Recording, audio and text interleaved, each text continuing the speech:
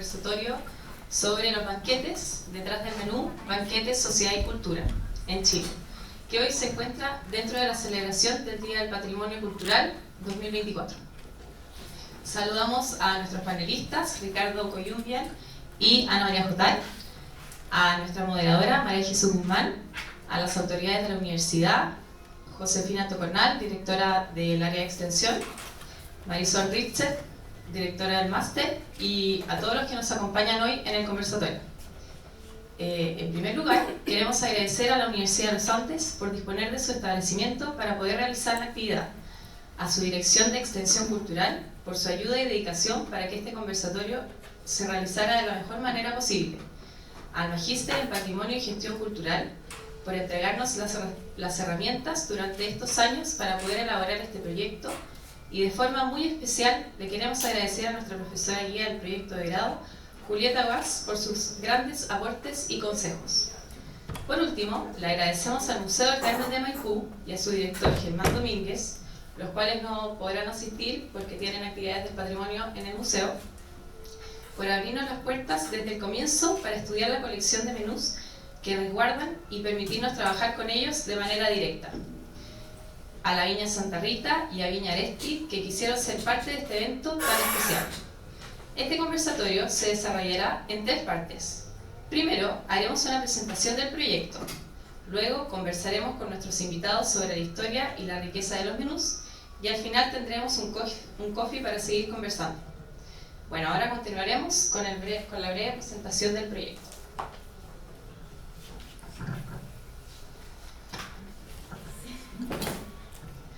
Bueno, como bien nombramos anteriormente, el conversatorio se llama Detrás del Menú, Banquetes, Sociedad y Cultura en Chile.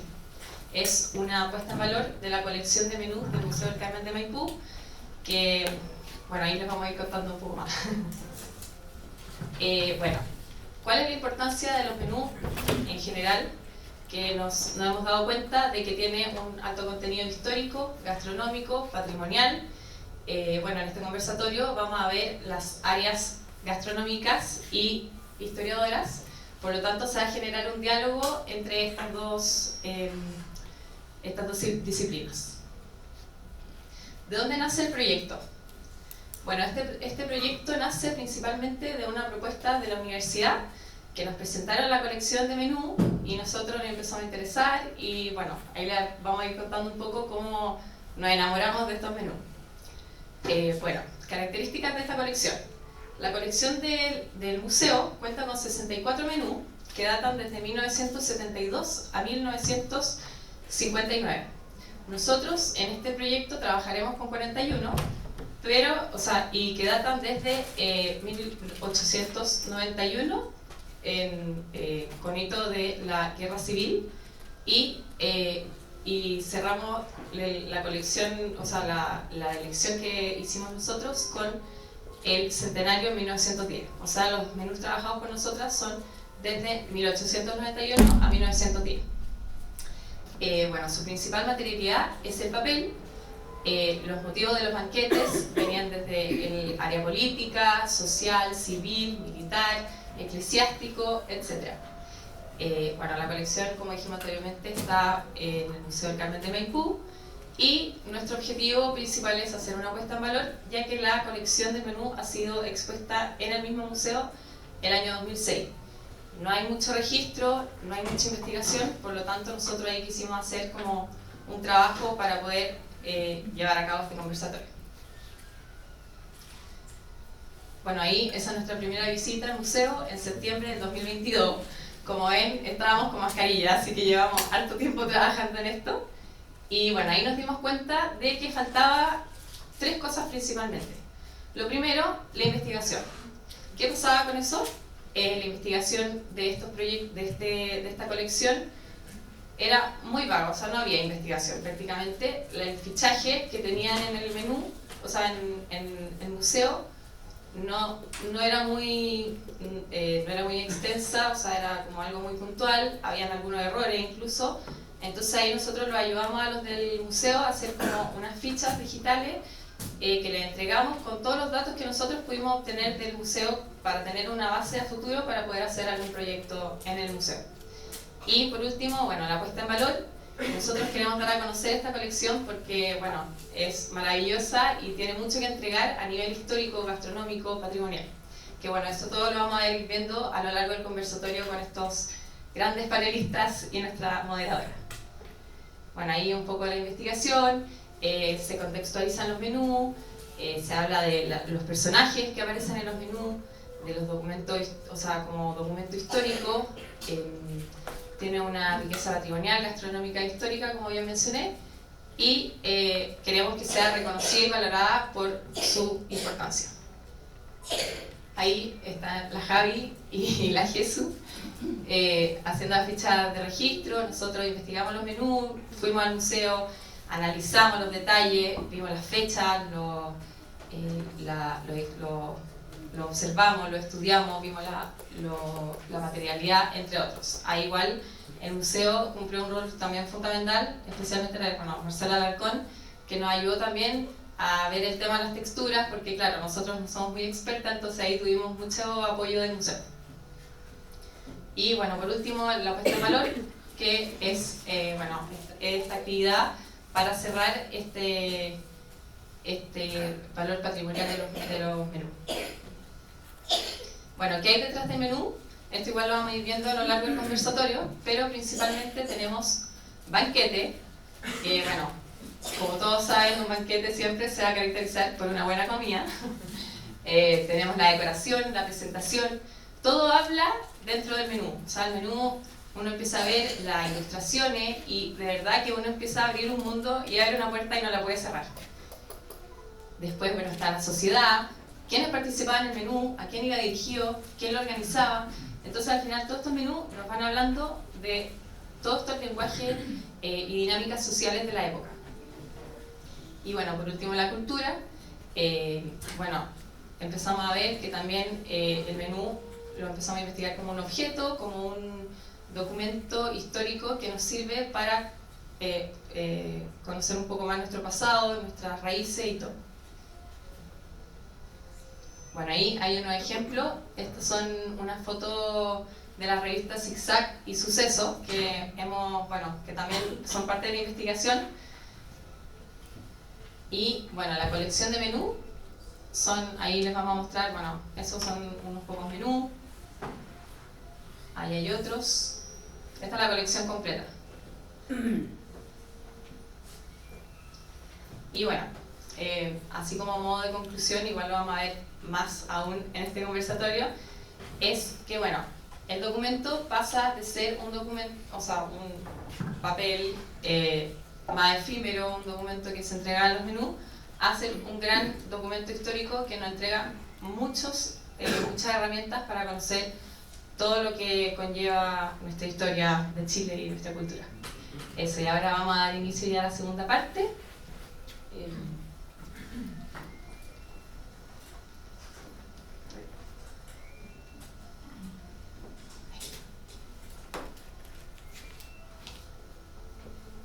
Bueno, ahora vamos a presentar a nuestros panelistas. Hoy día, en verdad, tienen que mencionar que este es un panel de lujo.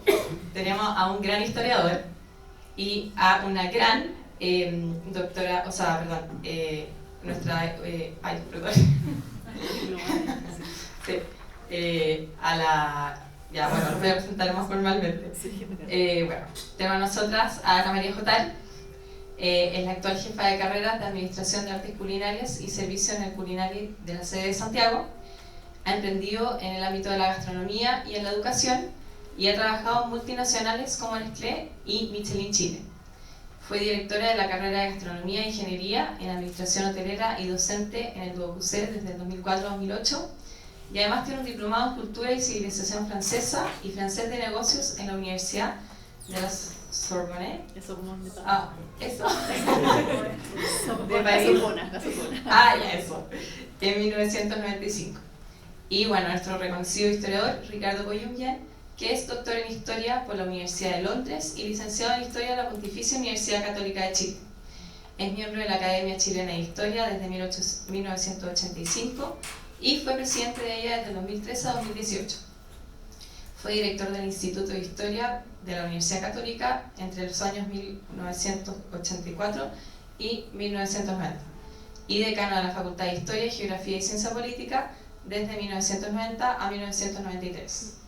Bueno, aquí también estamos junto a María Jesús Guzmán, que es licenciada en Historia de la Pontificia Universidad Católica de Chile y candidata a magíster en Patrimonio y Gestión Cultural por la Universidad de los Andes. Es parte del equipo de investigadoras y autoras del proyecto Detrás del Menú, Banquetes, Sociedad y Cultura en Chile. Bueno, ahora vamos a dar inicio ya a las preguntas. Hola a todos, lo primero que quiero decir es gracias a los panelistas, gracias por aceptar esta invitación. Para nosotras es realmente un honor tenerlos aquí y con ustedes que se pongan para la colección que llevamos estudiando más de 2 años.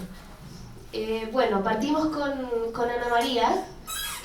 Ana María, para empezar a introducir el tema de la colección y todo lo que significa, ¿nos podrías contar desde una perspectiva antropológica cómo definirías un banquete? ¿Desde dónde viene la palabra banquete? Si nos podrías contar algo de su etimología, por ejemplo. Perfecto. Bueno, muchas gracias por la invitación, gracias por estar acá y un honor estar con usted en este panel. Felicidades al Día del Patrimonio. Lo primero que considero frente a una pregunta como esta, hay un reto mayor que primero es contextualizar para poder definir dónde se sitúa un banquete. ¿Qué es un banquete? Un banquete está en el ámbito de la gastronomía, por supuesto. Y aquí me quiero remontar y hacer 4 consideraciones previas a la definición misma y que van a dar luces para poder entenderla. Y la primera es que cito a Jean Saint-Brillant Savarin, que es filósofo del gusto que en el siglo XVIII definió a través de sus meditaciones gastronómicas un libro que dijo: tengo mucho más que escribir que un libro de recetas. O sea, me van a retar por ahí si insisto mucho en el término, pero obviamente él trascendió. Ahí es un salto cuántico respecto a qué es la gastronomía, y él la define como es el conocimiento razonado de todo aquello que se relaciona con el hombre en tanto él se alimenta. Entonces, si hablamos de esta dimensión donde se alberga banquete, que lo vamos a definir ahora, podemos entender que luego podemos hacer una bajada, podemos empezar a ver a los antropólogos que hablaron del término también, podemos ver, no sé, a Ricardo Yepes Storr, que escribió Antropología del Ser Humano, es un ideal de perfección humana, o a Tomás Elvira, que en su doctorado escribe Antropología y Moda, moda como tendencia, no moda como ropa, digamos, y la habla 2 puntos, magnanimidad y elegancia. Entonces, si vamos hacia abajo, no quiero extenderme para no tomar los tiempos, digamos, pero podemos seguir también con los educadores como Jacques Maritain, como el Emile Durkheim, que hablaron de civilidad y protocolo dentro de la buena costumbre, cómo se van instalando dentro de estas situaciones. Ahora, la definición misma, yendo un poco y habiendo hablado de estas consideraciones, hablamos de la multidisciplina. Finalmente, la palabra multidisciplina en ese tiempo no se usaba, no se decía somos multidisciplinarios. Estaba diciendo nos ocupamos de todos los puntos que confluyen en un todo. La banquetería, la definición de banquete, si pudiésemos decirla, la palabra banquete hoy día se usa menos, digamos, como banquete, y puede sonar un poco hoy día rimbombante después de la pandemia que nos puso al mundo de rodillas, decir tenemos un banquete. De hecho, a Emmanuel Macron le dieron un tirón de oreja porque en 2021 hizo el primero, después de la pandemia. Entonces, sí, si se define, yo lo definiría en 3 puntos: en el qué, el cómo y el por qué. En el qué, yo diría, un banquete es una definición que no es muy difícil, la pueden buscar, hay 1500 definiciones de un banquete, pero si el qué, yo diría directamente que es un convite, una celebración, un evento en el que se convocan un grupo de personas por una razón determinada, para celebrar algo, a alguien. Luego tenemos el cómo. El cómo y bien la parte más dura, que es la parte ya de la planificación misma, de qué voy a hacer, cómo lo voy a hacer. Estos mismos menús que están aquí, les aseguro que detrás de esto hay un estudio, y es lo que se llama, más adelante lo veremos, los oficios. Dentro de los oficios, porque ser un florista para un banquete, ser la persona encargada de la mantelería, la vajilla, las flores, la decoración, en definitiva todo esto tiene que ver con un arte que se tiene que de esa forma. Y para terminar la definición, es donde es la parte más potente, es el por qué hacemos lo que hacemos. Y esa pregunta no muchos se la hacen. Cuando yo estoy diciendo, defino un banquete como una celebración, digo que tengo que hacer lo que tengo que hacer, planificar el menú, increíble, o sea, me luzco, porque aquí el anfitrión no es el número uno, sino el invitado. Tenemos acá, lo hacemos, Brillant Zavala lo define, invitamos porque somos responsables de la felicidad de nuestro invitado mientras permanezcan bajo nuestro techo. Esa es la máxima. Sin eso es al final invitar y hacer un banquete. En el fondo es el honor a quien invito y es la felicidad de ese invitado bajo tu techo. Entonces, para terminar un poco, y donde viene la etimología de la palabra, tiene que ver mucho con esto y tiene que ver también con, antes, banquete viene de banqueta, de banquet en francés, banqueta en italiano. Antes, cuando se formaron las primeras mesas, tomaban lo que se llaman las planches o los trozos de madera y los instalaban así como los campesinos y llamaban a la gente a que venga a comer, vengan a compartir. Y eso es súper potente porque nos está mostrando un poco, para cerrar la idea, que hay también un fenómeno ahí social y que es la comunidad y que convoca no es la persona sino el alimento finalmente. Y cierro solamente diciendo que la antropología, como es tu pregunta, María Jesús, antropológicamente hablando, hay también planos previos, que es la ontología, que es lo que se preocupa de la cosa, digamos, de la materialidad, y la ética, que es la felicidad. Entonces, ontología, antropología y ética son los que nos convocan a un banquete. Eso. Muchas gracias, Ana María. Ahora seguimos con don Ricardo, que si es que nos puede contar qué características tuvieron los banquetes durante el cambio de siglo, siglo XIX, o sea, fines del siglo XVIII, XIX y XX. ¿Qué cambios hubo? ¿Por qué empezaron a existir estos banquetes como vemos la foto en la revista? ¿Cuáles son las características que tuvieron estos banquetes? Hay varias preguntas, pero quiero partir de una cosa que dijo Ana María, y es el motivo del banquete. Y los elementos que veo son dos. Uno es la comida, es la reunión en torno a la mesa. Y todos saben que una conversación en torno a una mesa sale mucho más fluida que una conversación a secas. Los hombres de negocios sabrán que hay los almuerzos de negocios, ¿no? En que los temas espinudos se arreglan suavizando el ambiente con una copa de vino, con un buen plato rico, comentando, y eso va suavizando. Esa es una. Pero lo otro es la conversación, es el motivo. Y lo que yo he estado viendo por aquí, por allá, digamos, en un comienzo prima la conversación y la ocasión, pero después se va enfatizando más la comida. Y entonces ahí viene la pregunta suya: ¿cuándo empieza a cambiar la comida? Y esto creo que tiene que ver en más o menos fines del 18. Hay un señor que ha escrito sobre la invención de los restaurantes, y él dice que después de la Revolución Francesa queda sobrante, perdón los términos, un montón de gente que se dedicaba a atender a los nobles, el cocinero, el mayordomo, el mozo. Y estos empezaron a poner su establecimiento aparte. Y ahí viene el restaurante en oposición a la trattoria o el restaurant, que es la comidería, la cocinería, digamos. Y está asociado también a restaurante, está asociado a la palabra restaurar, ¿no? Como es una alimentación sana, supuestamente, o saludable. Y viene el menú. Menú significa en francés pequeño. Pequeño no tiene nada, digamos. Pero las porciones son más pequeñas que lo que son a la carte. Si uno pide platos regularmente, viene la presa grande, el menú la presa más chica. Eso por un lado. Después, viendo en Chile, cito así a modo de ejemplo, 3 comedores que iban fijando ahorita. Uno, cuando termina Prieto y Hacienda de Bulnes, se hace una gran comida para todo Santiago en el palacio, la sede de gobierno, que es donde está la Museo de Bellas Artes, precisamente. Y yo no sé cómo fue el orden de las cosas, pero sí está la lista que se compró. Y ahí uno puede ver que había cerveza, que había vino, que tantos pichones, tanto así, tanto. Eso da una idea de qué se comía. Después, 20, sí, unos 20 años después, o menos, Manuel Montt fue a Valparaíso. Y aparece el diario, dice Manuel Valparaíso, y no se dice qué comieron, pero que hubo una gran comida. ¿Y qué se dice en vez? ¿Qué discurso se pronunciaron?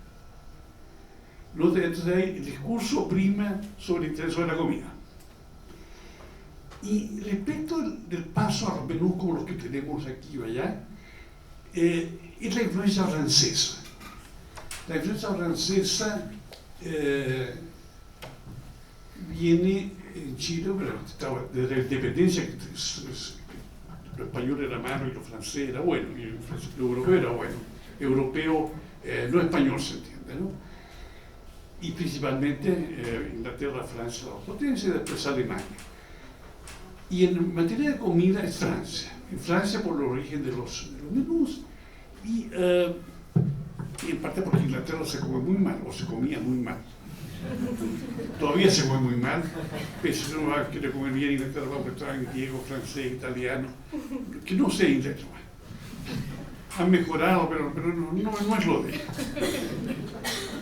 Y yo vi tengo una foto de ese, un francés que vino a Chile y inició este rubro, digamos, que se llama algo así como Alexandre Duic, H-U-I-C-K, o C-Q, creo que es C-Q, debe ser bretón. Y por lo que me da a entender este papel, él, que es el gastrónomo, el caterer, digamos, prepara un menú y invita a gente que son potenciales clientes. Y ahí empieza a ver uno el esquema de los menús que son los que están en la mesa o que mostró, en fin. Y ahí tiene el cambio, hay un cambio ahí. Sofisticado, no hay problema con encontrar productos extranjeros, patés de foie, champagne, etcétera, etcétera. Se entiende que esto es para una clase de gente que puede pagarse el menú.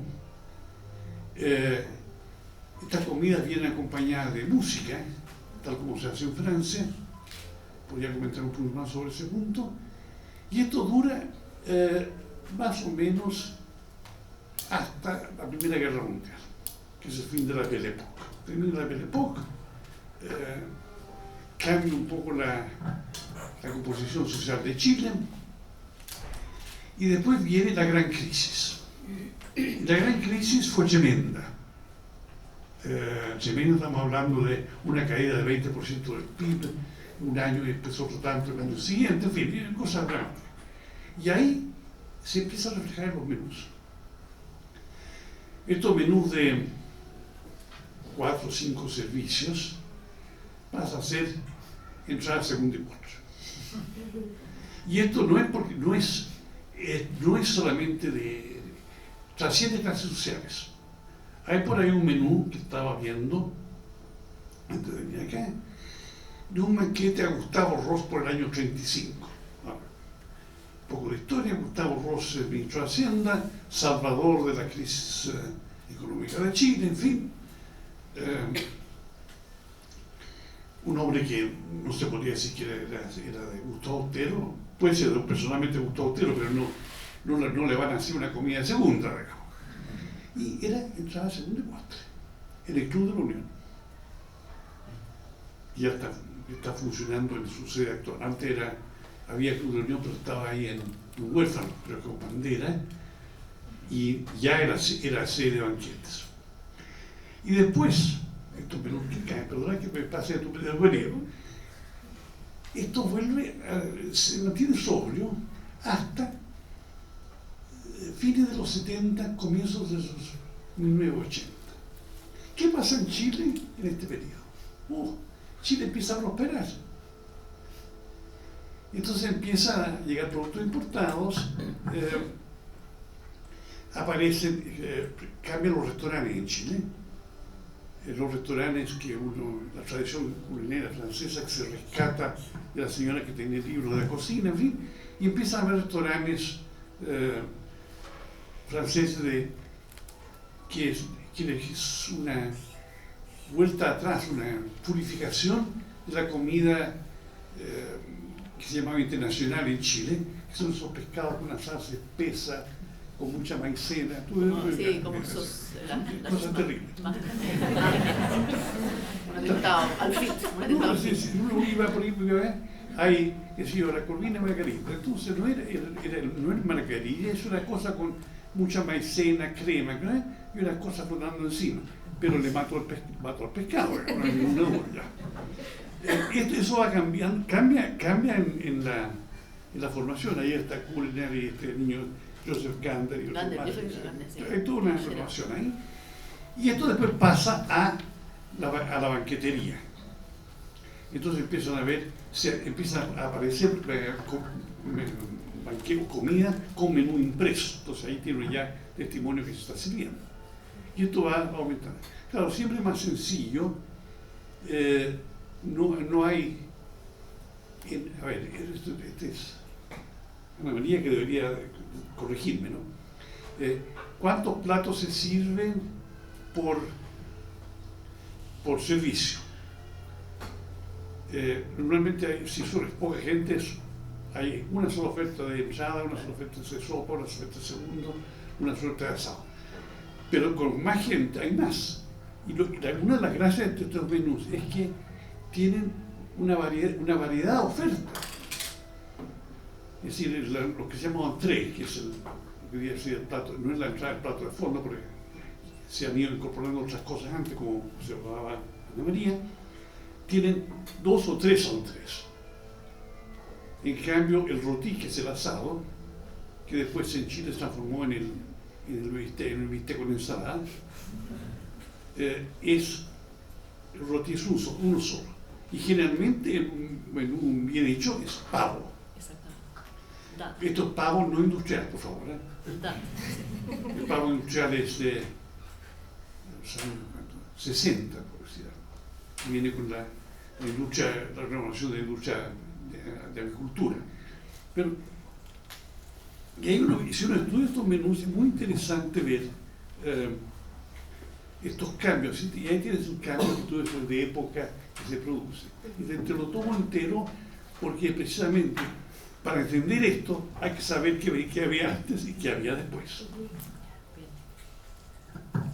Bueno, y me quiero tomar de un punto que remarcó usted, que la influencia francesa en los banquetes se nota, y nosotras también lo vimos en la colección de menús. O sea, hay muchas palabras, muchos menús que están completamente en francés y se hicieron acá en Chile, y todos, o sea, el banquete se hizo aquí en Chile, la imprenta lo imprimió acá en Chile. Entonces uno se pregunta, ¿por qué está en francés? Si todos los que fueron al banquete eran chilenos.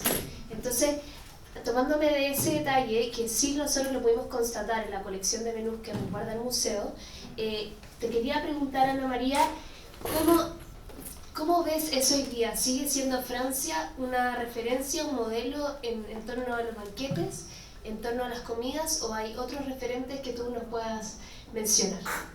Bueno, buena pregunta. Y antes de respondértela, quiero tomarme un punto que no puedo. Me obsesioné con un punto que aparece acá y que quiero que lo sepas también, que era el propósito. Te voy a contestar tu pregunta, que me interesaba mucho ahondar en el propósito, don Ricardo, cuando hablamos de qué convoca, que la mesa efectivamente es una suerte de espacio fértil para que sucedan cosas que no sucederían en un espacio distinto a la mesa. Entonces, en el fondo, que la comida es un vector virtuoso y que tiene distintos roles, desde lo fisiológico hasta ya lo más trascendente. Y esa es la gran maravilla. Ahora, respondiendo a la pregunta, los grandes referentes. ¡Wow! ¡Qué pregunta! Yo soy de formación francesa y la verdad es que quiero ser objetiva. Difícil, pero vamos a tratar. La verdad es que no puedo dejar de pensar que si hay referente cuando hablamos de gastronomía y de todo lo que se relaciona con el hombre en tanto él se alimenta, tengo que hablar del gastrónomo, del chef, de la técnica, como decía Brian Salamán, las dimensiones de la gastronomía. La técnica, la ciencia, que es el impacto del alimento en la salud del hombre, y luego el arte de recibir la hospitalidad y lo que es finalmente la interacción con el hombre. Entonces, respondiendo a tu pregunta, sí, los referentes para mí siguen siendo los franceses, pero no porque fueron y ahora ya no lo son, porque hayan cambiado dentro del esquema de su influencia en las cartas, en la comida, es porque sentaron las bases de una gastronomía verdadera. Es decir, definieron los menús como corresponde. En una carta, cuando miré esa carta, era como si estuviera frente a una obra de arte en un museo. Yo no dejo de entrar dentro de ella, no la leo, yo la atravieso finalmente. Entonces, ese acto de compenetración con el tema que hace llevar a que los franceses nos llevaron a nosotros a entender las maravillas, un Paul Bocuse, un Antoine Carême, que llevó la arquitectura a la pastelería, por ejemplo, o muchos más, un César Ritz, salgamos un poco también, vamos a la hospitalidad, al hospitality management, y él que le dio una razón de ser y dijo el servicio es lo que embellece el producto finalmente. Y ahí está como la antropología sobre la ontología. Entonces, respondiendo a tu pregunta, los franceses son para mí un referente, y termino antes de pasar al segundo referente, digamos, que también puedo pensar en los que promueven la educación, porque la gastronomía es educación, y los banquetes son educación, es conocimiento puro. Entonces, en el fondo, en la medida que vamos conociendo lo que estos referentes hicieron, cómo lo hicieron, cómo pensaron un menú, cómo planificaron un encuentro, cómo desarrollan el concepto, es majestuoso. Ellos dicen, ¿cómo nace la decoración? ¿Cómo nace la decoración? ¿No hemos preguntado alguna vez? La decoración nace, en definitiva, cuando el placer del gusto, los sentidos, la interacción de los sentidos que tiene por centro común el alma, ya está satisfecha y plena. Y en ese momento, cuando ya la necesidad fisiológica está colmada, yo soy capaz de mirar, de ver, de apreciar algo que va hasta al lado. La conversación la va a alimentar, y eso es grande. Otro referente, como para terminar, que es tremendo, ya, me vuelvo 13.000 kilómetros de vuelta a Chile, para que le digan que me quede en Europa. Gastón Acurio. De él tenemos que aprender muchísimo. Es un poco el hecho, la hazaña que él hizo, y la queremos hacer nosotros también. No por copiarle a él, es porque él está dando una cátedra de amor al patrimonio finalmente. Él estuvo en plena época del afrancesamiento, él estuvo entrenado, de hecho lo mandaron a estudiar en Derecho, y llevaba 3 años, y dijo que seguía estudiando Derecho y siguió estudiando Gastronomía. No lo dijo a su papá durante 3 años. No sé, como antes.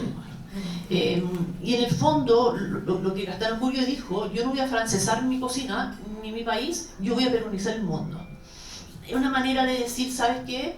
Desde las raíces, desde lo más profundo de nuestro conocimiento, la riqueza natural que tenemos, nosotros también la tenemos aquí en Chile.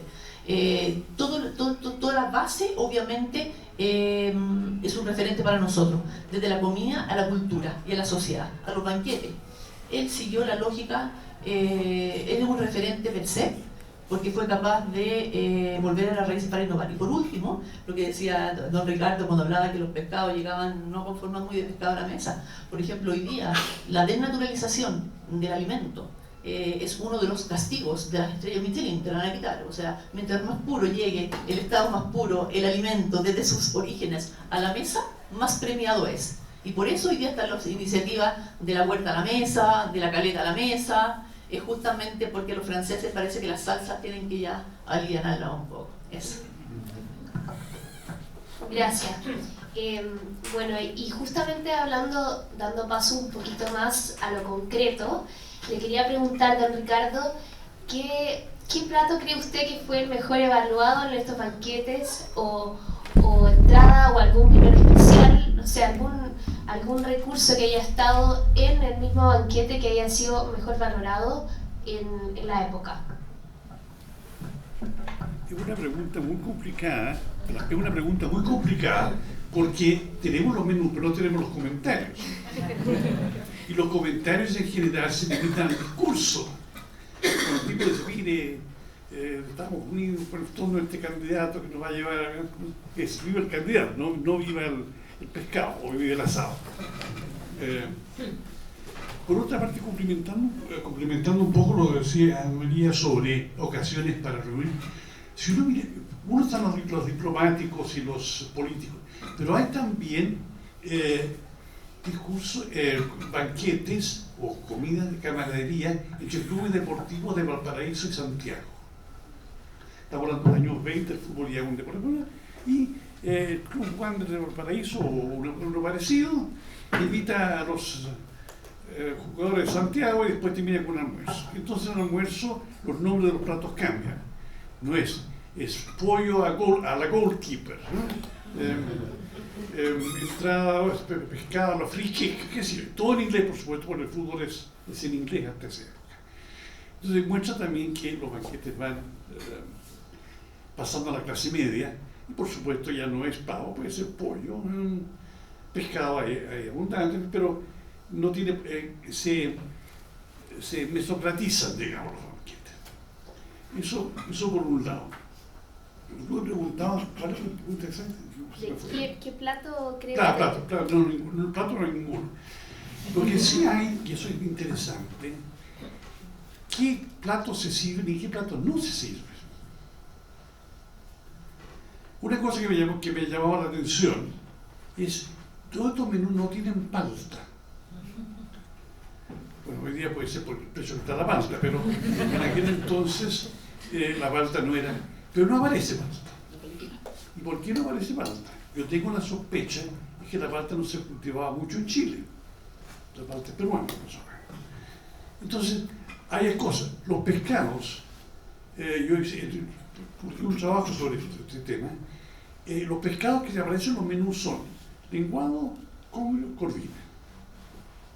Y qué sé yo, salmón una vez a 500, pues, y probablemente de tarro, porque no hay el salmón cultivado desde los años 70.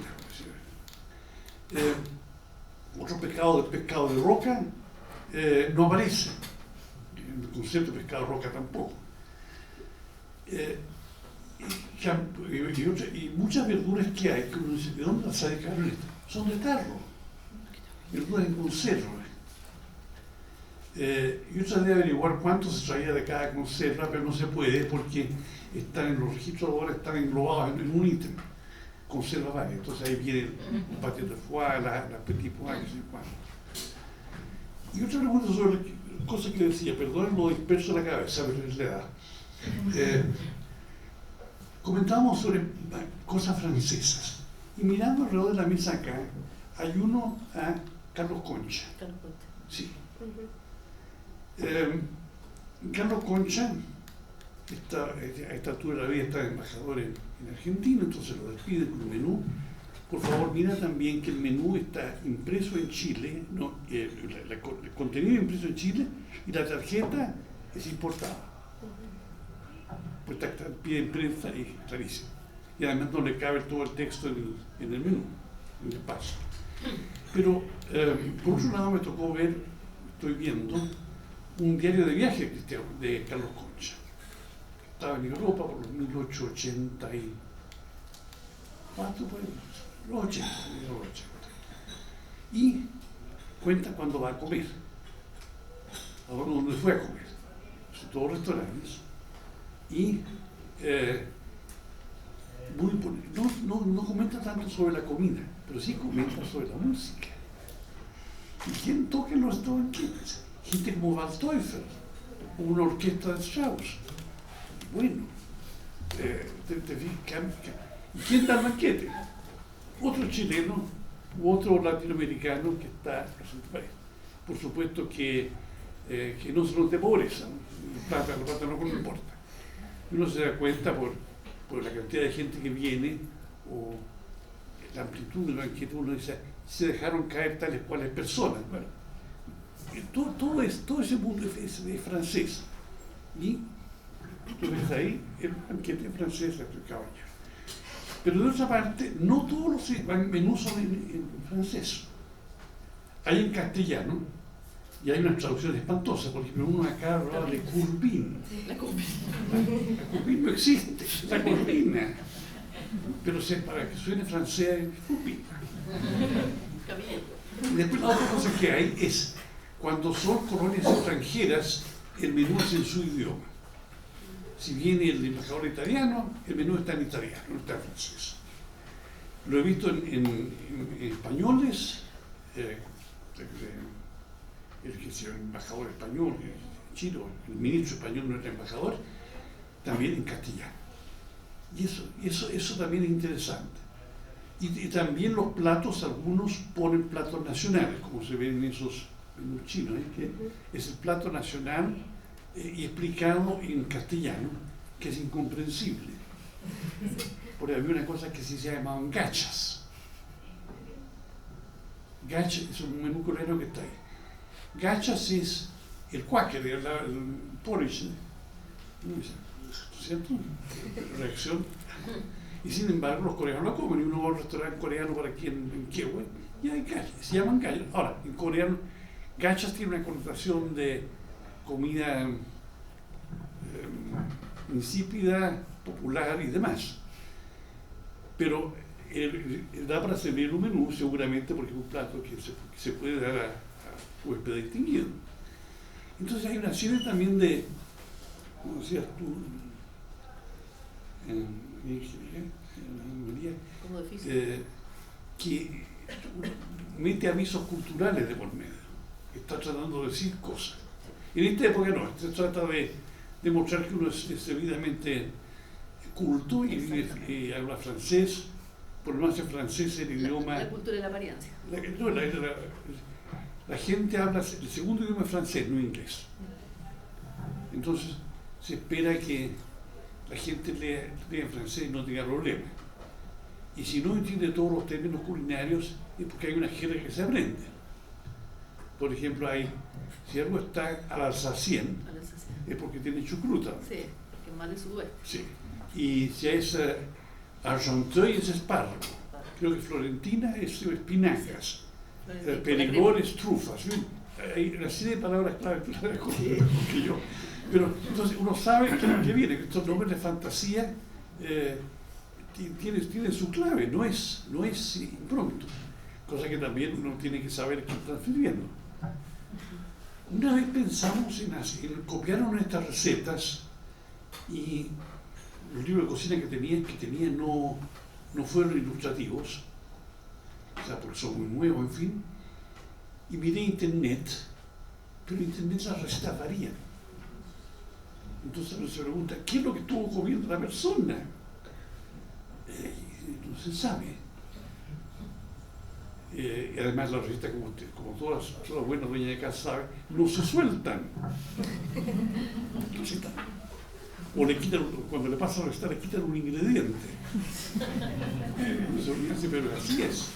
¿Por qué no me salió de una torta igual? Me salió porque te faltaba tirarle un toque de azúcar o qué sé yo. Entonces, es muy difícil saber qué comían.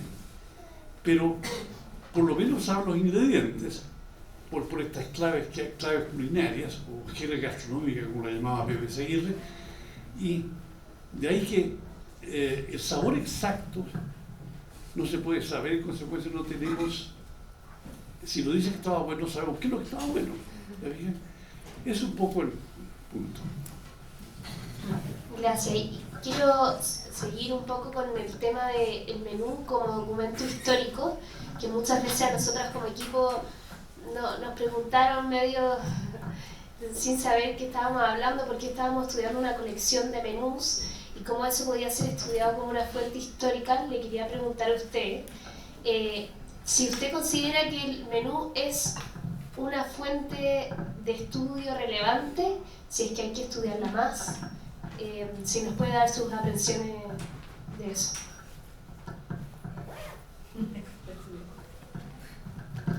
Sí. Mira, tomo esto, uno de ustedes puede tomar cualquiera. Acá, ¿qué dice? 7 de enero, banquete en honor del Ejército y de la Marina Constitucionales. 28 de agosto de 1891. Entonces, ¿esto qué es? ¿Qué es recibir del 91? ¿Sí? ¿Por qué 7 de enero? Cuando Balmaceda fuerza un presupuesto que no fue pasado por el Congreso. Constitucionales. ¿Qué significa constitucionales? Significa que es el bando que apoyó la interpretación correcta de la Constitución, vale decir el Congreso que ganó la guerra. Punto. Después, 28 de agosto, la guerra ya estaba ganada. Y después los que vienen a la orilla, Pisagua, Sapiga,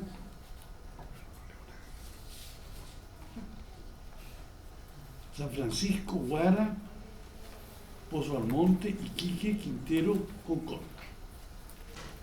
Hay Placilla. Son todas las batallas de la guerra. ¿Sí? Entonces, ya tú tienes ya que esta menú es homenajear a los militares y navales que ganaron la guerra por el Congreso. Se puede hacer. Este otro de aquí, no lo he visto claramente. Este me parece raro, porque yo diría que este está financiado por una viña. Así que tiene todos los vinos a la derecha. Sí, tiene. Sí, que tiene uno que aparece, que aparecen todos los vinos a la derecha. Claro, pero los vinos de Conchitoro, ¿no? Está súper casado también. Sí. Entonces dice más, la gente Víctor Medina Valparaíso. Eso es la que financia menú. Pero dice arriba, Marina de Chile, crucero Ministro Centeno. Entonces esto tiene que haber sido algo hecho por la Marina. Los platos, tú no ves la fecha esto. No sale. ¿No? No sale, Ya. no sale. Pero no está en castellano. ¿Y qué pasó con todo?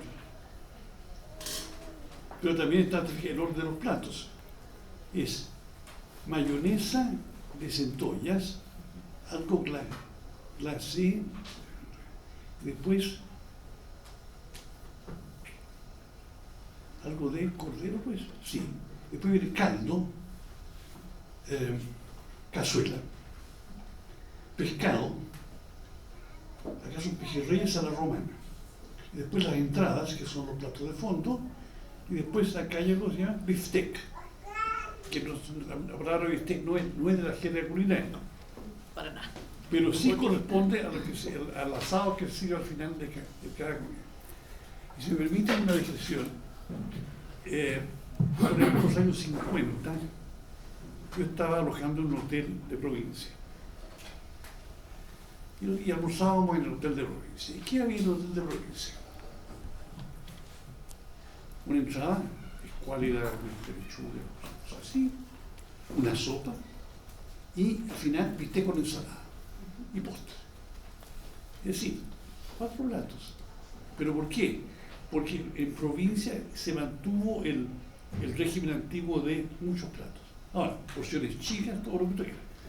El hotel no era muy lujoso, por lo demás tampoco. Así que, pero esa tradición se mantuvo en Chile. En realidad eso viene a otros. Hago otra. Lo que pasa en Chile es que las innovaciones generalmente vienen de arriba y pasan hacia abajo.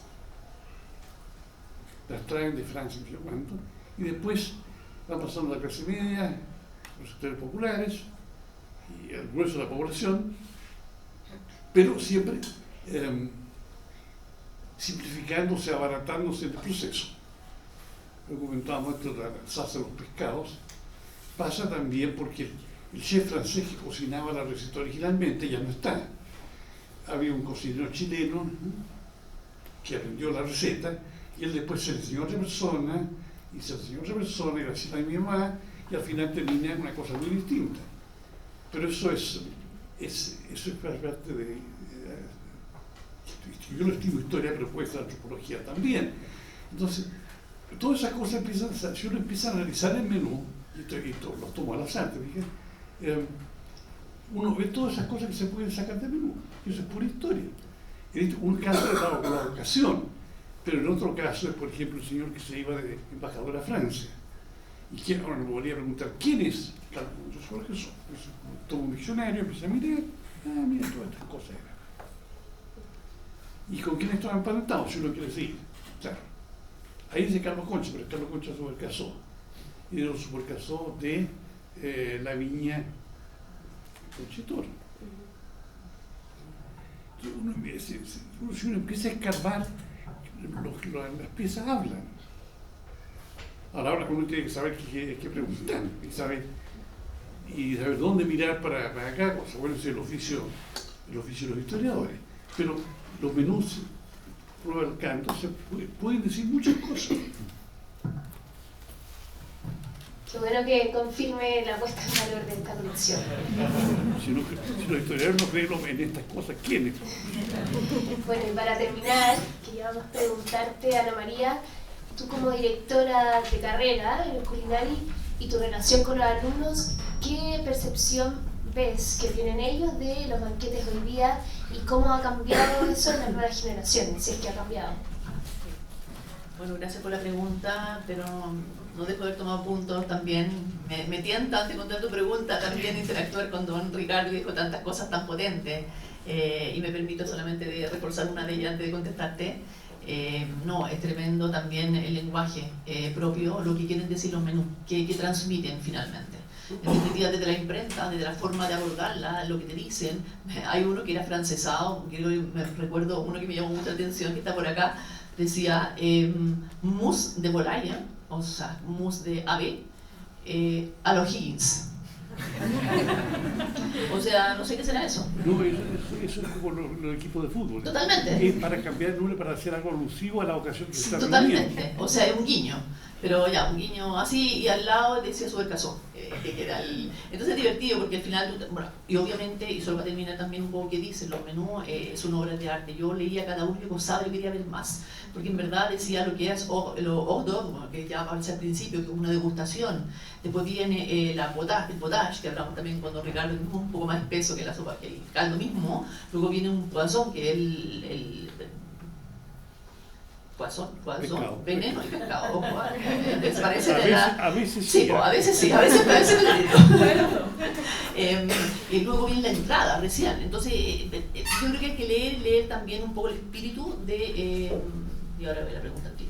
El espíritu de lo que significa realmente cómo uno trabaja el oficio. Y esta es la palabra oficio. Oficio en las flores, oficio en la decoración, oficio en la planificación, oficio en quién invito, cómo lo invito, con quién siento, qué converso. El arte elige la conversación, el arte de la distancia, que no tiene que ver con el COVID, ¿eh?